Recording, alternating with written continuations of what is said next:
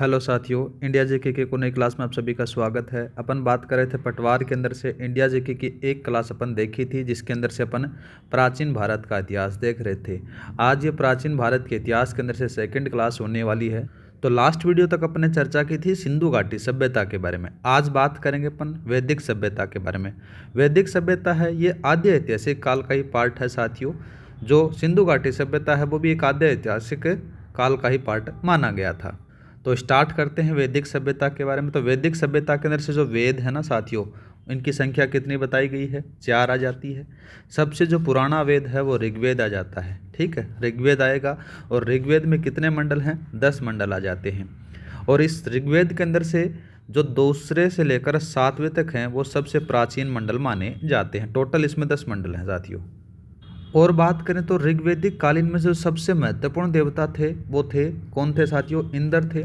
इसको डायसु सूक्त कहा जाता है। दूसरा बात करें तो अग्नि आ जाते हैं जिनको दोसु सूक्त के नाम से जाना जाता है साथियों।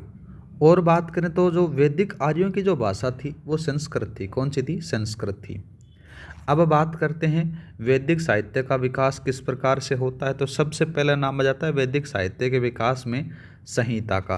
संहिता के अंदर से चारों वेद रखे गए हैं। कौन कौन सा? ऋग्वेद, यजुर्वेद, सामवेद, अथर्ववेदों को रखा गया है।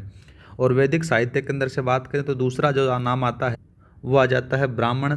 तीसरा बात करें तो अरण्यक आ जाता है। और चौथा बात करें तो उपनिषद। इनको शामिल किया गया है वैदिक साहित्य का विकास के अंदर से। आगे बात करते हैं वेद और उपवेदों के बारे में। तो वेद आपने पढ़ लिए कि 4 वेद होते हैं, ऋग्वेद, यजुर्वेद और सामवेद। और इनके जो उपवेद होते हैं उनके बारे में देखते हैं साथियों। ठीक है, यहाँ पर नहीं लिखा गया फिर भी मैं आपको बता देता हूँ। तो इसके अंदर से क्या होता है, जो ऋग्वेद है ना, इसका जो उपवेद है वो आयुर्वेद है। ये थोड़ा सा इम्पोर्टेंट है, याद रखना। और यजुर्वेद है उसका जो उपवेद है वो धनुर्वेद आ जाता है। सामवेद के बारे में बात करें तो गंधर्व वेद आ जाता है। और अथर्व वेद के बारे में बात करें तो वो शिल्प वेद आ जाता है। ये उपवेद हैं इनके। ठीक है, अब बात करें तो मूल वैदिक साहित्यों को समझने तो अपने 6 वेदांग ग्रंथ थे। कितने थे? 6 वेदांग ग्रंथ, जिसमें से शिक्षा, कल्प, व्याकरण, निरुक्त, छंद और ज्योतिष को शामिल किया गया है। इससे सवाल बहुत बार पूछा जाता है, ये इंपॉर्टेंट है साथियों, थोड़ा सा याद रखना। क्यों पूछा जाता है? तो इसमें सीधा सीधा सवाल पूछेगा कि जो 6 वेदांग ग्रंथों के बारे में बात की जाए तो एक दो इसको अलग लिख देगा, तो जिससे आपके अंदर से क्वेश्चन बन सकता है। तो याद रखना, जो मूल वैदिक साहित्य को समझने के लिए कितने वेदांग हैं? 6 वेदांग ग्रंथों की रचना की गई, जिसमें से शिक्षा, कल्प, व्याकरण, निरुक्त, छंद और ज्योतिष आ जाते हैं। अब बात करते हैं जो वैदिक कालीन जो प्रमुख नदियाँ थी उनके बारे में, और उनके साथ में अपन प्राचीन नाम भी देखने वाले हैं। तो सबसे पहले बात करते हैं, देखो वैदिक कालीन की जो प्रमुख नदियां आती हैं झेलम। झेलम के बारे में बात करें तो इसका जो प्राचीन नाम था उसका नाम था साथियों, इसका प्राचीन नाम था वित्सता। चेनाब आ जाती है, फिर रावी आ जाती है, व्यास आ जाती है, सतलज आ जाती है, गंडक आ जाती है, काबुल, और काबुल के बाद में कुर्रम आ जाती है, और कुर्रम के बाद में गोमल आ जाती है, और गोमल के बाद में घग्गर आ जाती है। ये बहुत बार पूछा जाता है। ये सरस्वती नदी के नाम से भी इसको जाना जाता है। और लास्ट आ जाती है स्वात। ये सारी की सारी क्या हैं? वैदिक कालीन की प्रमुख नदियाँ हैं, और इनके जो प्राचीन नाम हैं वो आ जाते हैं साथियों। अब बात करते हैं जो 12 रत्निक है ना, जिसको शतपथ ब्राह्मण में वर्णित किया गया है, उनके बारे में। तो देखो ये रहा, यहाँ पर तो लिखा गया है 16 संस्कार हैं उनके बारे में। मैं थोड़ा सा बता देता हूँ, जिसमें से 12 रत्निक जो संस्कार हैं उसमें से ग्रामीण आ गया, युवराज आ गया, पुरोहित आ गया, सेनानी आ गया, सूत आ गया, और छता आ गया, और दूसरा जाता है पालागल आ जाता है। इस प्रकार से 12 हैं जो शतपथ ब्राह्मण में वर्णित किए गए हैं। अब बात करते हैं 16 संस्करणों के बारे में। 16 संस्कारों के बारे में बात करें तो इससे सवाल बहुत बार सवाल पूछा जाता है। तो 16 संस्कार में कौन कौन से आते हैं? 16 संस्कारों के बारे में बात होती है तो उनमें से 16 संस्कार कौन कौन से आएंगे? गर्भाधान आ गया, पुंसवन आ गया। दूसरा बात करें तो दूसरा आ जाता है सीमांतोयन आ जाता है। तीसरा जातकर्म आ जाता है। फिर नामकरण आ जाता है। नामकरण के बाद में निष्क्रमण आ जाता है। अन्नप्राशन आ जाता है। दूसरा नेक्स्ट बात करें तो चूड़ाकरण आ जाता है। कर्णवेधन आ जाता है। कर्णवेधन के बारे में बात करें तो विद्यारंभ आ जाता है। उपनयन आ जाता है। और दूसरा बात करें तो वेदारंभ आ जाता है। केशानंद आ जाता है। और समावर्तन आ जाता है। विवाह आ जाता है। और अंत्योष्टि आ जाता है। ये सारे के सारे क्या हैं साथियों? 16 संस्कार के अंदर से शामिल किए जाते हैं। और बात की जाए जो 4 आश्रम हैं, उन चारों आश्रमों का जो उल्लेख होता है ना, वो होता है उपनिषद के अंदर से इसका उल्लेख किया जाता है। यहाँ पर लिखा गया है, देखो 4 आश्रमों का जो उल्लेख है वो जाबाल उपनिषद के अंदर से किया गया है। अब इसमें आश्रम कौन कौन से होते हैं, जैसे सबसे पहले बात करें तो गृहस्थ यहाँ पर आ जाता है, पहले नंबर पर ब्रह्मचर्य, फिर गृहस्थ आ जाता है, फिर वानप्रस्थ आ जाता है, बाद में संन्यास आ जाता है। ये सारे के सारे 4 आश्रम हैं, इनके बारे में थोड़ा सा याद रखें।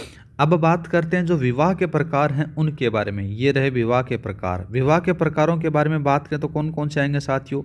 पहला बात करते हैं देव आ जाता है, देव के बाद में दूसरा बात करते हैं ब्रह्म आ जाता है, नेक्स्ट आ जाता है आरच आ जाता है, फिर दूसरा आ जाता है प्रजापत्य आ जाता है, आसुर आ जाता है, गांधर्व आ जाता है, राक्षस आ जाता है, और राक्षस के बाद में बात करें तो पेशाच आ जाता है। ये सारे के सारे साथियों क्या जाते हैं, विवाह के प्रकार होते हैं। अब देखते हैं थोड़ा बहुत वेदों के बारे में, तो थोड़ा बहुत सार आ जाता है, जिसमें से ऋग्वेद का नाम आता है।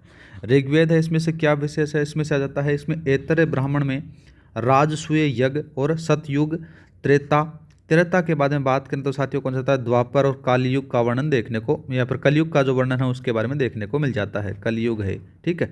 नेक्स्ट बात करते हैं यजुर्वेद के बारे में। यजुर्वेद के अंदर से बात करें तो इसके अंदर से तमसो माह ज्योतिर्गमय का जो कथन है या फिर वो देखने को मिल जाता है, और इसमें से जो इम्पोर्टेंट है यह आ जाता है याज्ञवल्क्य के मैत्री का जो संवाद है वो यजुर्वेद में से देखने आपको मिलेगा साथियों। और नेक्स्ट बात करें तो सामवेद। सामवेद में ज़्यादा कोई खास आपको देखने को नहीं मिलेगा। अथर्ववेद में थोड़ा सा याद रखना, जो सत्यम जयते का जो उल्लेख है वो इसमें से देखने को मिल जाता है। अब बात करते हैं जैन धर्म के बारे में, ठीक है। जैन धर्म के बारे में बात करें तो जैन धर्म में 24 तीर्थंकर हुए, कितने, 24। और जैन धर्म का जो पहला तीर्थंकर था उसका नाम आ जाता है ऋषभदेव, और ऋषभदेव का जो प्रतीक चिन्ह है वो आ जाता है वर्षभ, ठीक है साथियों। और जो 24वां तीर्थंकर है ये बहुत इंपॉर्टेंट है, याद रखना, उनका नाम है महावीर स्वामी, ठीक है। और इनका जो प्रतीक है वो आ जाता है सिंह। अब बात करते हैं महावीर स्वामी के बारे में थोड़ा बहुत जानकारी। महावीर स्वामी का जो जन्म होता है ना साथियों, वो 599 ईस्वी के अंदर से होता है। और कौन सा स्थान था, याद रखना, कुंडा ग्राम वैशाली के अंदर से इनका जन्म होता है। इनके पिता का नाम बात करें तो सिद्धार्थ था, माता का नाम त्रिशला था। बचपन का नाम पूछे तो आपको याद रखना है वर्धमान बताना है। इनकी पत्नी का जो नाम है वो यशोदा बताना है। और पुत्री के बारे में बात करें तो पुत्री का नाम आपको क्या बताना है, प्रियदर्शना बताना है साथियों। आगे बात करें तो जो दामाद है इनका, जो दामाद का नाम आता है जामिल। और ये जामिल हैं, ये क्या थे साथियों, इनके प्रथम शिष्य भी यही थे। और महावीर स्वामी को जो ज्ञान की प्राप्ति होती है ना साथियों, वो साल वृक्ष के नीचे होती है, ठीक है। और महावीर स्वामी के द्वारा जो पहला उपदेश दिया जाता है वो राजगढ़ में बराकर नदी के तट पर दिया जाता है। और इस उपदेश की जो भाषा थी वो थी कौन सी, प्राकृत भाषा थी। और जो महावीर स्वामी की जो मृत्यु होती है वो 527 ईसा पूर्व में हो जाती है साथियों, ठीक है। अब बात करते हैं जो जैन धर्म है, जैन धर्म के त्रिरत्नों के बारे में। तो त्रिरत्न कौन कौन से आते हैं, इसमें से आ जाता है सम्यक दर्शन आ जाता है, दूसरा सम्यक आचरण आ जाता है, और सम्यक ज्ञान आ जाता है। ये जैन धर्म के त्रिरत्न हैं, थोड़ा सा याद रखना। अब बात करते हैं जैन धर्म के 5 महाव्रत के बारे में। तो वो कौन कौन से आते हैं, पहला नाम आ जाता है ब्रह्मचर्य, दूसरा सत्य आ जाता है, और तीसरा बात करें तो अपरिग्रह आ जाता है, अहिंसा आ जाता है, और अस्त्य आ जाता है। ये 5 हैं, याद रखना, जैन धर्म के 5 महाव्रतों के अंदर से शामिल होते हैं। अब बात करते हैं जो जैन धर्म है इसको आगे चलकर अपन 2 भागों में पढ़ते हैं। एक का नाम आ जाता है श्वेतांबर और दूसरा आ जाता है दिगंबर। ये जैन संप्रदाय है, इसको बांटा गया है। और बात करें जो श्वेतांबर हैं ये स्थूलभद्र के शिष्य हुआ करते थे, और जो दिगंबर थे वो भद्रबाहु के शिष्य हुआ करते थे। ज़्यादा कोई खास नहीं है, जो मेन चीज़ें हैं अपन उन्हीं के बारे में डिस्कस कर रहे हैं साथियों। PDF फाइल आपको टेलीग्राम पर मिल जाती है। उम्मीद करता हूँ कि क्लास का जो कंटेंट है आपको सफिशिएंट लग रहा होगा और अच्छा लग रहा होगा। यहाँ पर लिखा भी गया है, देखो जैन संप्रदाय, जैन संप्रदाय को अपन ने 2 भागों में बांटा, श्वेतांबर आ गया, दूसरा दिगंबर आ जाता है। श्वेतांबर हैं वो स्थूलभद्र के शिष्य हुआ करते थे, दिगंबर हैं वो भद्रबाहु के शिष्य हुआ करते थे। स्थूलभद्र के जो शिष्य हैं उनके बारे में बात करें तो उनका नाम आ जाता है, इनको भी अपन ने 2 भागों में बांट दिया। पहले का नाम आ जाता है पुजेरा और दूसरे का नाम आता है ढूढ़िया। पुजेरा किसको कहा जाता था, डेरावासी को कहा जाता था, और जो ढूढ़िया था उनको स्थानकवासी थे उनको कहा जाता था। अब बात करते हैं भद्रबाहु के जो शिष्य हुआ करते थे, जो दिगंबर को फॉलो करते थे, उनके बारे में बात करते तो नाम आता है कौन कौन सा। पहले का नाम आएगा, पहले का नाम आ जाता है 20पंथी, दूसरे का नाम 13पंथी, और तीसरे का नाम बात करें तो तारणपंथी आ जाता है, और चौथे का बात करें तो नाम कौन सा आएगा, गुआनन पंथी आ जाता है, और एक और आ जाता है तोतापंथी। ये सारे के सारे क्या हैं, भद्रबाहु के शिष्य हुआ करते थे, दिगंबर को फॉलो करते थे। अब बात करते हैं कि जैन धर्म का विश्वास क्या है। तो जैन धर्म का विश्वास के बारे में बात करें तो वेदों की अपौरुषेयता को स्वीकार नहीं है, ईश्वर की मान्यता नहीं है, ठीक है, आत्मा में विश्वास करते हैं और पुनर्जन्म और कर्म पर विश्वास करते हैं। अब बात करते हैं साथियों जो जैन धर्म की संगतियां हैं ना, उनके बारे में। 2 संगतियां आपको देखने को मिलेंगी। कौन कौन सी? एक तो प्रथम संगति आ जाती है जिसका काल माना जाता है 300 ईसा पूर्व माना जाता है, ठीक है, और उसके जो अध्यक्ष हुआ करते थे वो थे, याद रखना, स्थूलबुद्ध थे। और स्थान के बारे में बात कर रहे हैं तो पाटलिपुत्र थे, ठीक है। दूसरी जो संगति आ जाती है उसको 512 ईस्वी का काल माना जाता है और इनका जो स्थल आ जाता है तो वल्लभी आ जाता है, ठीक है साथियों। अब बात करते हैं जैन धर्म के बाद में नाम आता है बौद्ध धर्म का। बौद्ध धर्म का जो प्रवर्तक माने जाते हैं गौतम बुद्ध माने जाते हैं। कौन माने जाते हैं? गौतम बुद्ध माने जाते हैं। और गौतम बुद्ध का जो जन्म होता है 563 ईसा पूर्व में होता है और कहाँ पर? लुम्बिनी में होता है। इम्पोर्टेंट है, याद रखना। और बात करें इनके पिता का नाम, इनके पिता का नाम आ जाता है सुद्धोधन और माता का नाम बात करें तो माया देवी आ जाता है। और जो गौतम बुद्ध थे ना, इनके जो बचपन का नाम था वो सिद्धार्थ हुआ करता था। इनका जो लालन पालन किया जाता है इनकी मौसी प्रजापति गोमती के द्वारा किया जाता है। पत्नी बात करें तो यशोधरा थी और पुत्र बात करें तो राहुल था, ये भी पूछा जाता है। इनको जो ज्ञान प्राप्ति होती है उरुवेला में होती है। कभी कभार उरुवेला पूछ देता है और कभी कभार बोध गया भी दे देता है, दोनों एक ही चीज़ है, याद रखना साथियों।